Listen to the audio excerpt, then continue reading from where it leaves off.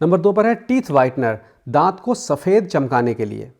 कितने लोगों की इच्छा है कि उसके दांत सफ़ेद चमकते रहें। मौसम्बी का जूस है। अपने यहाँ इस गिलास को शराब का गिलास या वाइन गिलास भी कहा जाता है, पूरी दुनिया में कहा जाता है, खाली अपने यहाँ नहीं कहा जाता है। लेकिन कभी सोचा है कि ये इस तरह की डिज़ाइन क्यों बनी थी, क्या कारण था इसका? आम तौर पर इस तरह के गिलासों में हमेशा वाइन नहीं पी जाती है, कोई भी ठंडा पेय पदार्थ जिसमें कि बर्फ़ ना पड़ी हो, उसको इस तरह के गिलास में पिया जाता है। वजह ये होती है कि आप इस गिलास को ऐसे पकड़ेंगे, ना कि ऐसे पकड़ेंगे। जब आप यूँ पकड़ेंगे तो आपके शरीर की गर्मी इसके अंदर भरे हुए पेय पदार्थ को गर्म करना शुरू कर देगी, तो इसके अंदर जो भी आप पी रहे हैं वो जल्दी गर्म हो जाएगा। आम तौर पर यहाँ पर जूस से लेके शराब तक सारी चीज़ें जो हैं बहुत धीरे धीरे पी जाती हैं। जब भी वाइन पी जाती है, वाइन हमेशा इससे कम होती है, और इतनी कम वाइन को कम से कम पौने घंटे से 1 घंटे के बीच में इतनी वाइन को ख़त्म किया जाता है। तो अगर वो साधारण गिलास में होगी और हर बार जब आप बात कर रहे होंगे, पी रहे होंगे, तो उससे वो वाइन जो है वो गर्म होनी शुरू हो जाएगी। तो इसलिए इस तरह के गिलासों की डिज़ाइन ये छड़ी वाली होती है। मैंने और भी गिलास साथ में रख लिए हैं, तो आपको बता दें, मुद्दे की बात पे बाद में आएंगे। ये गिलास है, ये बियर का गिलास है। ये दोनों देखिए काफ़ी एक जैसे लग रहे हैं, लेकिन इसके बनाने का तरीका थोड़ा सा अलग है और उसका कांच थोड़ा सा मोटा है। ये एक डिज़ाइन में परिवर्तन है, लेकिन आइडिया वही है कि बियर भी जो है वो धीरे धीरे पी जाती है। इसलिए बियर की बोतलें जो आपने देखी होंगी, उनकी जो गर्दन है वो लंबी होती है कि आप गर्दन को पकड़े रहें, उसके पेट को ना पकड़ें, तो बियर जल्दी ठंडी नहीं होगी। बिल्कुल यही कॉन्सेप्ट शैम्पेन के गिलास में होता है, लेकिन शैम्पेन जो होती है वो अलग तरीके से रखी जाती है। गिलास जो हैं वो बर्फ़ के बीच में रखे जाते हैं। ये विस्की का गिलास है। विस्की के गिलास में और कोका कोला के गिलास में एक सिमिलरिटी ये होती है कि इसका जो तली होती है ये बहुत मोटी होती है, और जो कांच होता है ये काफ़ी मोटा होता है। विस्की हमेशा इतनी ली जाती है, जो डिज़ाइन बनी है इससे नीचे नीचे होनी चाहिए, और इतनी मात्रा में बर्फ़ होती है। विस्की बहुत धीरे धीरे पी जाती है और खाना खाने के बाद में पी जाती है। कुछ नया सीखने को मिला होगा, या आप में से कितने लोगों को पता था इसके बारे में? हालांकि मैं शराब नहीं पीता हूँ, लेकिन ये सारी चीज़ें मेरे घर में हैं। अब आते हैं मुद्दे की बात पे। भैया, हम लोगों के घर में एक ऐसा आइटम होता है जो कम से कम 7 चीज़ों की बड़ी अचूक दवा है। मतलब कि उसका इस्तेमाल शायद ही आपको इतना तरीके से पता हो कि 7 बहुत ज़रूरी चीज़ें घर में इस्तेमाल होने वाली एक सामान से आप कर सकते हैं। वो सामान है बेकिंग सोडा। बेकिंग सोडा, हमारे यहाँ बेकिंग सोडा की बोतल इतनी बड़ी होती है। देखिए, ये मैंने एक टुकड़ा भी डाल दिया है कि एक जब भी इसमें नया डाला जाए तो कोई गलती ना कर दे, तो डिब्बे का एक टुकड़ा भी मैंने इसमें हमेशा रखा हुआ है। और हालांकि घर में रखी हुई हर सामान के ऊपर नाम भी लिखा होता है बेकिंग सोडा। बेकिंग सोडा हमारे यहाँ इतना ज़्यादा इस्तेमाल किया जाता है कि इस तरह की बड़ी बड़ी शीशियों को भर के हम लोग रखते हैं। वजह यह है कि बेकिंग सोडा का इस्तेमाल यहाँ पर बहुत ज़्यादा होता है। तो पहला सबसे इंटरेस्टिंग फैक्ट ये है कि बेकिंग सोडा, जब भी आप बाज़ार से सब्जियां लेने जाते हैं, हरी सब्जियां वगैरह ले जाते हैं, तो हरी सब्जियों पर, अपने यहाँ ख़ास तौर पर हरी सब्जियों पर और अनाज पे इतनी ज़्यादा दवाइयाँ डाली जाती हैं कि वो साधारण पानी से साफ़ नहीं होती है। सब्जियों के अंदर जो दवा पड़ी है उसका तो भैया कोई इलाज ही नहीं है, लेकिन दुकानदार भी ऊपर से रंग वंग डाल देता है। तो सब्जियों को साफ़ करने का सबसे इफ़ेक्टिव, सबसे काम करने वाला तरीका ये है कि जिस बाल्टी में, जिस पानी से आप सब्जियों को धो रहे हैं, उस बाल्टी में, उस पानी में 2 चम्मच ये बेकिंग सोडा घोल दीजिए आप। उसके बाद सब्जियों को साफ़ करिए। तो जब आप बेकिंग सोडा घुले हुए पानी से उस सब्जियों को धोएंगे तो वो सब्जियां और बेहतर तरीके से साफ़ होंगी। तो पहली चीज़ है कि सब्जियों को बेकिंग सोडा वाले पानी से धोएं, ज़्यादा सफाई होगी। नंबर 2 पर है टीथ वाइटनर, दांत को सफ़ेद चमकाने के लिए। कितने लोगों की इच्छा है कि उसके दांत सफ़ेद चमकते रहें? पहले ये बताइए, आप में से कितने लोग रात में मंजन करके सोते हो? ज़रा सोच के बताइए। हम लोगों के यहाँ वो कल्चर ही नहीं है कि शाम को मंजन किया जाए। अब आ रहा है, जो नए बच्चे हैं उनमें आ रहा है, लेकिन हम लोगों की उम्र तक वालों में सुबह का ही मंजन बहुत कुछ था।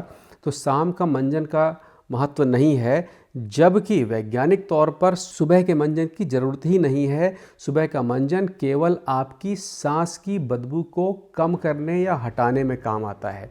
मतलब कि उससे दांतों की सुरक्षा का कोई मतलब नहीं होता है।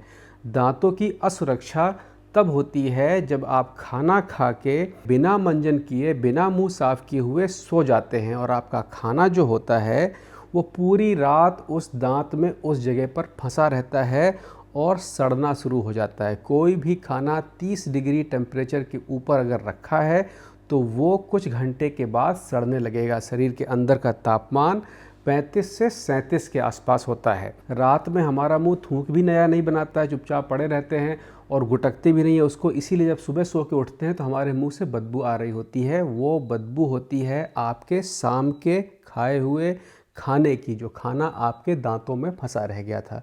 अगर वो आमाशय से आ रही थी, कल जैसे प्रोग्राम बताया था आ रही थी, तब तो वो अलग समस्या है। लेकिन जो साधारण समस्या है वो ये है कि शाम को जब आप मंजन नहीं करेंगे तो वो जो खाना है वो आपके दांतों को सड़ाता है और आपके दांतों का रंग जो है वो हल्का करता है। खाने के तुरंत बाद रोज़ 1 कप पानी में आधा चाय का चम्मच भर सोडा जो है उसको घोल के उसको मुंह में रख के बहुत तेज़ कुल्ला कर लें। बिल्कुल ऐसा कुल्ला कर लें कि बिल्कुल अंदर सुनामी आ जाए मुंह के अंदर और कुल्ला करके थूक दें, तो वो लगभग मंजन के बराबर ही इफ़ेक्टिव होता है। तो वो क्या करता है कि आपके मुंह के अंदर मौजूद जो फंसा हुआ खाना है उसको भी निकालता है और सोडा मुंह में लगा रह जाता है, जो कि बैक्टीरिया को पनपने नहीं देता है। तो अगर रात में आप मंजन नहीं करते हैं या अपने दांतों को और चमकाए रखना चाहते हैं तो हफ्ते में कम से कम 4 या 5 बार बेकिंग सोडा के पानी से कुल्ला कर लें खाना खाने के बाद, बिस्तर पर जाने से पहले। मतलब कि उस कुल्ला के बाद फिर कुछ और मत खाइए। ये एक बहुत बढ़िया जुगाड़ की बात बता रहा हूँ मैं आपको, कि मुझे पता है मंजन वंजन नहीं करेंगे आप, अगर नहीं कर रहे हैं तो। इतने साल नहीं किया, बुढ़ावती में क्या सीखेंगे आप। तीसरा आइटम, माउथ वॉश बहुत महंगे महंगे खरीदते होंगे आप लोग। माउथ वॉश आप घर पे भी बना सकते हैं। सीधा सीधा यही बेकिंग सोडा वाला जो पाउडर है पानी में घोल के और 1 बूंद पेपरमेंट ऑयल जो है उसको आप डाल लें और एक शीशी में रख लें, और वो शीशी आपकी कम से कम 15 से 20 दिन काम करेगी। और वो हर बार उसको आप ऐसे हिलाइए और उससे आप कुल्ला करिए, तो आपके मुंह के अंदर जो हवा मुंह से निकलेगी वो जो पेपरमेंट का ऑयल है उसकी निकलेगी और सोडा की वजह से मुंह के अंदर की सफाई होती रहेगी। अब आता है नंबर 4, डिओड्रेंट बहुत ख़रीदा होगा आप लोगों ने आके, और क्या क्या फलाने ढिमाके नाम होते हैं वो लगाइए, उसके बाद इतनी बदबू आती है कपड़ों में। तो डिओड्रेंट को भी आप बेकिंग सोडा से घर पे बना सकते हैं और वो बदबू भी नहीं करेगा। डिओड्रेंट का मेन काम ये होता है कि आपकी पसीने की बदबू ना आने दे। उसका सबसे आसान तरीका ये है कि कोई भी ऐसा तेल जिसमें बदबू ना आ रही हो या आपको बदबू ना लग रही हो, सबसे सस्ता तेल जो रिफाइंड तेल होता है, सबसे ख़राब तेल वही होता है, उसमें कोई सुगंध उगंध नहीं होती है। थोड़ा सा रिफाइंड तेल लीजिए एक शीशी में, उसमें 4 चम्मच बेकिंग सोडा डालिए, उसको ठीक से घोलिए, वो हल्का हल्का पेस्ट जैसा बन जाएगा। फिर उसमें खुशबू के लिए नींबू डाल दीजिए या यूकेलिप्टस का तेल डाल दीजिए या मिंट ऑयल डाल दीजिए, या जो भी खुशबू आपको पसंद हो। और खुशबू ना पसंद हो तो वही पेस्ट काफ़ी है। उस पेस्ट को अपने बगलों में आप लगा लीजिए। उसमें बेकिंग सोडा है जो आपके बदबू पैदा करने वाले बैक्टीरिया को मारता है। हर एक बदबू, जो भी बदबू है वो बैक्टीरिया से बनती है। आपके घर में सीलन लगी होगी तो घर में बदबू आती है, तो सीलन की बदबू जो होती है वो बैक्टीरिया होता है जो पानी की वजह से पैदा होता है।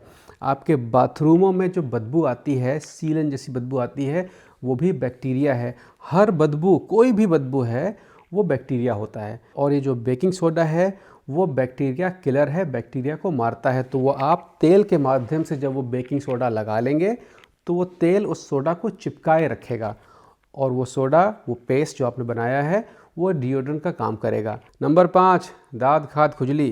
कभी हुआ है खुजली? खबर खबर खजुआए, जैसे दूध बतासा खाए। खुजली का ये एक बहुत बड़ा तोड़ है।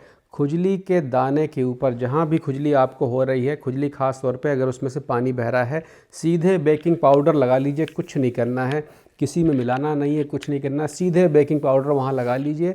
5 दिन के अंदर खुजली आपकी ख़त्म हो जाएगी। तो दाँत खाद खुजली की अचूक दवा है बेकिंग पाउडर, जिससे कि आप छोला वोला बनाते हैं ना। अब आता है नंबर 6। नंबर 6 ये है मुँह के छाले। मुँह के छाले शायद आप में से सभी को पड़े होंगे। मुँह के छाले भारत की एक बहुत ही साधारण समस्या है। मुंह के छाले जो होते हैं वो केवल विटामिन की कमी की वजह से होते हैं। आपके मुंह में अगर छाले पड़ रहे हैं तो आपका शरीर जो है आपसे कह रहा है कि आप विटामिन्स हरी सब्जियां या धूप में बैठने से दूरी बनाए हुए हैं, हरी सब्जियां खाएं और धूप वगैरह में बैठें तो आपके मुंह के छाले जो हैं वो ख़त्म हो जाएंगे या बहुत कम होंगे। अगर आपको मुंह के छाले बहुत ज़्यादा होते हैं, इसका मतलब कि आपका खाना पीना जो है उसमें तेल और फैट की मात्रा बहुत ज़्यादा है और विटामिन बहुत उसमें कम है। विटामिन एक ही चीज़ है, बहुत कम है। लेकिन उनकी दवा ये है कि मुंह के छाले में अगर आप बेकिंग सोडा लगाएंगे तो 3 दिन के अंदर वो छाले सूख जाएंगे और आपको दर्द नहीं होगा। तो बेकिंग सोडा मुंह के छाले में लगा सकते हैं, उससे छाले सूख जाएंगे, ख़त्म हो जाएंगे, लेकिन वो दोबारा पैदा होंगे क्योंकि छाले विटामिन की कमी की वजह से होते हैं और वो एक सिग्नल होता है आपको बताने के लिए कि भैया विटामिन का ध्यान देना शुरू करिए।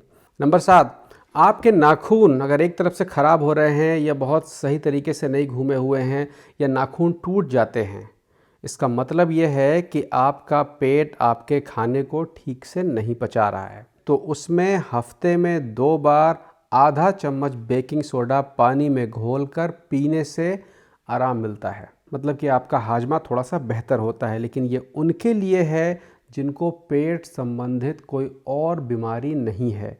अचानक आपको लग रहा है कि यार मेरे नाखून सही नहीं है या एक तरफ का नाखून काला काला निकल रहा है या एक ख़राब निकल रहा है, तो अपने हाजमे पे ध्यान दीजिए। हाजमे को तुरंत सुधारने का तरीका ये है कि थोड़ा सा बेकिंग सोडा आप पी लीजिए। इनो पीते हैं ना, इनो में बेकिंग सोडा ही होता है। उसके अलावा एक और है जिसे मैं आधिकारिक रूप से नहीं कह सकता हूँ, वो अभी भी रिसर्च में पड़ा हुआ है, लेकिन उसके ऊपर काम चल रहा है। काम ये चल रहा है कि जो वायरस इस समय बड़ी उत्पात मचाए हुए है, कोरोना वायरस, उसके लिए जो लोग भाप लेते हैं, भाप के पानी में आप तुलसी डालते होंगे, विक्स डालते होंगे या कुछ और डालते होंगे, उस पानी में अगर आप आधा चम्मच बेकिंग सोडा डालेंगे तो वो जो सोडा आपके लंग्स में जाएगा वो आपके लंग के अंदर हुए इन्फेक्शन को सुखाने में मदद करता है। हालांकि ये मैं आधिकारिक रूप से नहीं कह रहा हूँ, ये मैं अब पढ़ना शुरू कर रहा हूँ, लोगों ने अपनी रिसर्च भेजी हुई है, लेकिन ऐसा लोग करते हैं। तो आपको अगर लगता है कि आपको मानना चाहिए तो मान लीजिए, इसीलिए मैंने इसको नंबर 8 पे नहीं डाला है, 7 ही मैंने रखे हुए थे। अपना ख्याल रखिएगा। आज कहीं तक का था, फिर मिलेंगे। सबको नमस्कार, प्यार, ख्याल रखिएगा अपना।